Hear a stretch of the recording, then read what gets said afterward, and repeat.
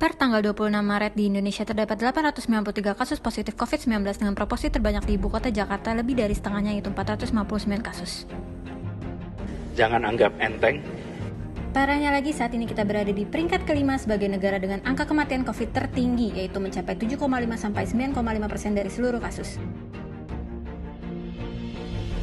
Angka ini mirip dengan proyeksi eksponensial yang digambarkan sejak awal wabah oleh pakar epidemiologi Indonesia, di mana pada awal bulan April 2020 kita akan dapat mencapai 7.000 sampai 8.000 kasus. Ekman Oxford Research Unit perkirakan terdapat 70.000 kasus di akhir April.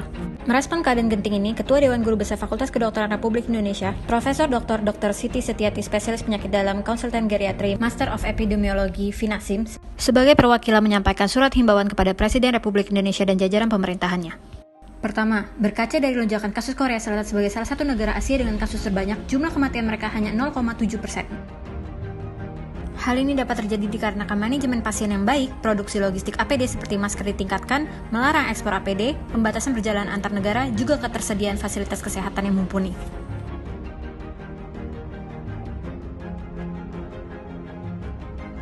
Sebaliknya, saat ini Indonesia kekurangan kelengkapan vaskes seperti APD, kesediaan uji lab, ventilator ICU, kelengkapan intubasi, dan alat bantu napas lainnya. Kedua, herd immunity atau imunitas kawanan secara teori umumnya hanya dapat tercapai bila 70% penduduk terinfeksi, dengan angka kematian 3%. Nyatanya, fakta angka kematian kita yaitu 8% dan profil Indonesia sebagai negara kepulauan, berarti saat ini kira-kira kita sudah memiliki 1.800 kasus. Sayangnya, kondisi di lapangan negara kita, fasilitas kesehatan tidak memiliki kapasitas untuk menampung penanganan 1.800 kasus tersebut. Pasalnya, seperti yang sudah disebutkan, terdapat kesulitan mendapatkan APD, alat bantu pernapasan hanya terbatas di beberapa rumah sakit saja, dan studi menyatakan hanya ada 2 ranjang ICU untuk 100.000 populasi di Indonesia. Bayangkan jika kasus ini meluas lebih dari proyeksi, maka korban tidak hanya masyarakat, tapi tenaga kesehatan yang ada di garda terdepan juga akan berguguran. Lalu apakah lockdown dapat menjadi solusi? Lockdown atau karantina adalah langkah menutup wilayah atau provinsi yang terjangkit infeksi. Lockdown yang dilakukan di Provinsi Hubei, Cina, terbukti efektif menurunkan kasus sebesar 37% lebih rendah dari kota lain. Bahkan, simulasi model dari University of Southampton di Inggris menunjukkan jika isolasi dilakukan 1 minggu lebih awal dapat mencegah 67% kasus. Dan jika isolasi dilakukan 3 minggu lebih awal akan mencegah 95% kasus. Apalagi kita sudah lihat bahwa social atau physical distancing belum konsisten dilakukan. Masih terjadi kepadatan di transportasi publik dan tempat wisata. Sebagian perkantoran, tempat makan, dan pusat perbelanjaan masih beraktivitas. Terlebih lagi, masih banyak komunitas dan tempat ibadah yang melaksanakan aktivitasnya. Perlu diingat bahwa situasi ini akan lebih buruk dan tidak terhindar ketika Ramadan datang dan arus mudik Lebaran melunjak. Sedangkan melandaikan kurva dan memperlambat proses penularan COVID-19 ini merupakan hal paling krusial karena sistem kesehatan kita belum mampu menerima beban kebutuhan penanganan COVID-19 yang masif. Di Jakarta, batas maksimal adalah 7.000 kasus. Apalagi, merujuk pada kerangka kerja Sendai untuk pengurangan risiko bencana yang dicanangkan PBB dalam target pembangunan berkelanjutan atau SDG, target prioritas utama saat wabah adalah menekan angka kematian dan kedua adalah menekan angka pesakit karena COVID-19. Baru setelah wabah usai, kita boleh membicarakan dampak ekonomi karena wabah. Lalu apa yang perlu dipersiapkan pemerintah untuk mengadakan lockdown? Dalam suratnya, Dewan Guru Besar Fakultas Kedokteran menyebutkan perlu adanya sembako untuk pekerja dengan upah harian. Negara perlu menjamin hajat hidup minimal warga miskin selama setidaknya 2 minggu karena kegiatan perekonomian akan lumpuh total. Dalam hitungan umumnya, untuk penyediaan 3 kali makan sehari per orang dengan sembako beras, tahu, dan telur dengan biaya Rp25.000 untuk memenuhi kebutuhan protein dan karbohidrat dalam 2 minggu, dan kebutuhan listrik dan air, total dana yang perlu dikeluarkan negara untuk 9,6 juta penduduk Jakarta adalah Rp4 triliun.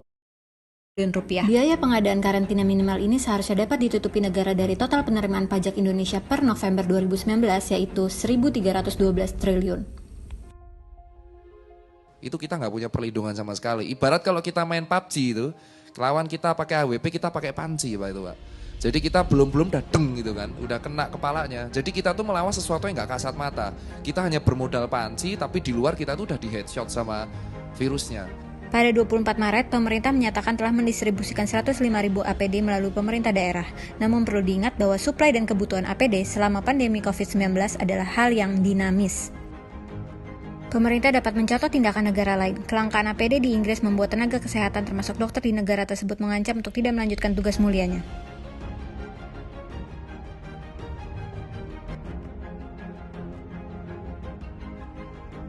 Kekurangan suplai APD di Inggris langsung direspon oleh National Health Service United Kingdom, di mana Badan Jaminan Kesehatan Inggris ini menyediakan nomor telepon hotline yang aktif 24 jam sehari untuk pelaporan langkanya APD. Pelaporan dapat dilayangkan juga melalui email.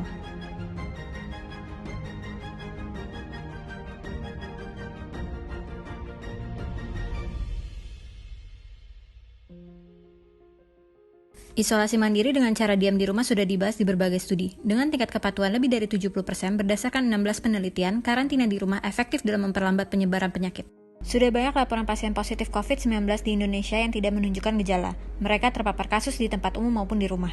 Dengan karantina 50% dari penduduk terpapar saja, dapat menurunkan jumlah kasus selama puncak wabah sebanyak 25% dan menunda waktu memuncak tersebut selama 1 minggu. Namun, lebih dari 500 akademisi di dunia menyatakan bahwa pembatasan sosial atau fisik tidak cukup untuk mengontrol penyebaran infeksi COVID-19, sehingga yang dibutuhkan ialah tindakan pembatasan yang lebih lanjut. Aturan tegas perlu diberlakukan untuk membuat rakyat tetap di rumah selama periode pembatasan sosial ini.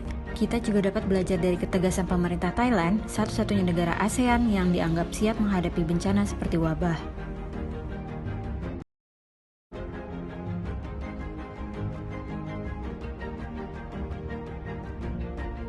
Denda spesifik diberikan untuk setiap individu maupun perusahaan yang melanggar. Kerjasama dan koordinasi pemerintah, seluruh elemen masyarakat seperti TNI, Polri, pemimpin daerah, pemuka agama, dan tokoh adat sangat dibutuhkan sehingga menjadi gerakan sosial.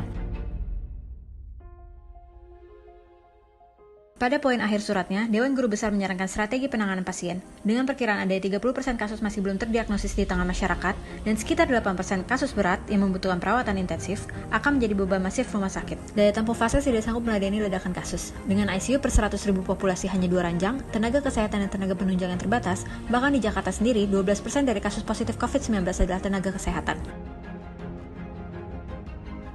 Maka solusi pembagian pasien adalah: pertama, pasien ODP dilakukan perawatan di rumah dengan pemantauan ketat dari puskesmas domisili. Kedua, pasien PDP ringan hingga sedang dilakukan perawatan di RS darurat COVID seperti Wisma Atlet atau RS darurat lain yang ditunjuk pemerintah.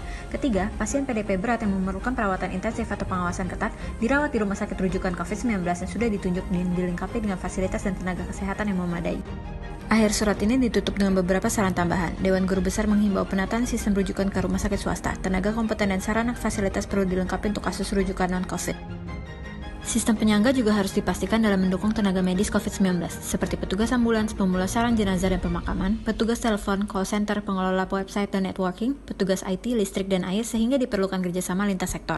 Berkaca pada negara-negara pusat penyebaran, dibutuhkan kerjasama triple helix untuk seluruh lapisan masyarakat, yaitu pemerintah, aparatur negara, fasilitas kesehatan, pasokan logistik instansi pemerintah dan swasta dalam mencapai capacity building atau kapasitas pembangunan. Sebaiknya pemerintah juga membuat jaringan rumah sakit dan ICU dalam rangka meratakan beban rumah sakit dan agar rujukan pasien berjalan lancar. Akhir kata, dalam pengambilan keputusan, seyogyanya harus melalui bukti riset yang sistematis. Juga harus melibatkan para pakar, termasuk ahli komunikasi masyarakat. DKM percaya, kunci dari penanganan ini adalah pada edukasi sebagai langkah prevensi. Menurut TNP2K, dari 270 juta penduduk Indonesia, 40% rumah sakit dan agar rujukan pasien berjalan lancar. Akhir kata, dalam pengambilan keputusan, seyogyanya harus melalui bukti riset yang sistematis. Juga harus melibatkan para pakar, termasuk ahli komunikasi masyarakat.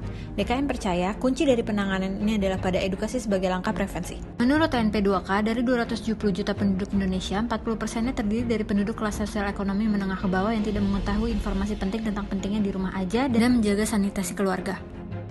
Katanya jangan keluar rumah dulu, diam di rumah, hindari keramaian. Tapi abang tetap keluar. Jangan keluar dulu, hindari keramaian. Abang tetap keluar. Iya. Kenapa? Hah? Jangan duit. Saya juga pengen sehat. Saya pengen anak istri saya sehat. Saya juga pengen istirahat 2 minggu di rumah. Tapi kekhawatiran atas virus ini kalah sama kekhawatiran anak istri saya tidak makan. Terus kalau takut kenapa keluar rumah? Kan kata Pak Gubernur kerja. Oh, karena harus kerja. Saya cuma pengen selama 2 minggu ke depan itu kebutuhan pokok saya, makan saya kayak beras, minyak, contoh mie instan, udah itu cukup, di stok, disuplai pemerintah, udah cukup. Depan, saya pastikan ibu, berkumpulnya ibu di sini, bersenggolannya bapak ibu di sini, tanpa ibu sadari, ibu dapat tertular virus corona. yang berdampak 14 hari ke depan, bukan pada saat hari ini. Jangan merasa diri kita merasa mampu menghindari dari virus itu. Sekali lagi saya himbau kepada Bapak